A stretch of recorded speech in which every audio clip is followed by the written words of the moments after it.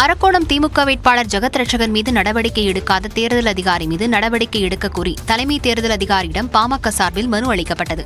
அரக்கோணம் மக்களவைத் தொகுதியில் திமுக சார்பில் போட்டியிட்ட ஜெகத் ரட்சகன் வாக்காளர்களுக்கு பணப்பட்டுவாடா செய்ததாக பாமக குற்றஞ்சாட்டியுள்ளது. இது தொடர்பான புகார் மீது நடவடிக்கை எடுக்காத தேர்தல் நடத்தும் அதிகாரி உள்ளிட்ட அதிகாரிகள் மீது விசாரணை நடத்தக் கோரி தமிழ்நாடு தலைமை தேர்தல் அதிகாரி சத்யபிரதா சாஹூவிடம் பாமக வேட்பாளர் பாலு மனு அளித்தார். பின்னர் செய்தியாளர்களை சந்தித்த அவர், அரக்கோணம் தொகுதியில் 80% வாக்காளர்களுக்கு 250 முதல் 500 ரூபாய் வரை ஜெகத் ரட்சகன் பணம் கொடுத்துள்ளதாக தெரிவித்தார்.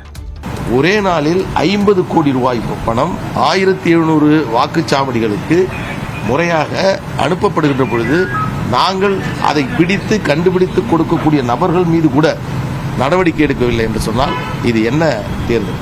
மற்றவர்கள் மீது அங்கு பல தேர்தல் வழக்குகள் பதிவு செய்த அந்த மாவட்டத்தினுடைய காவல் கண்காணிப்பாளர் ஒரே ஒரு வழக்கு கூட திமுகவினர் மீது பதிவு செய்யப்படும். தோல்வி பயத்தில் புகார் அளித்ததாக கருத வேண்டாம் என்று விளக்கம் தந்த பாலு, தேர்தல் முடிவுகள் வந்த பின்னர் ஜெகத் ரட்சகன் மீது தேர்தல் வழக்கு தொடரப்படும் என்றார்.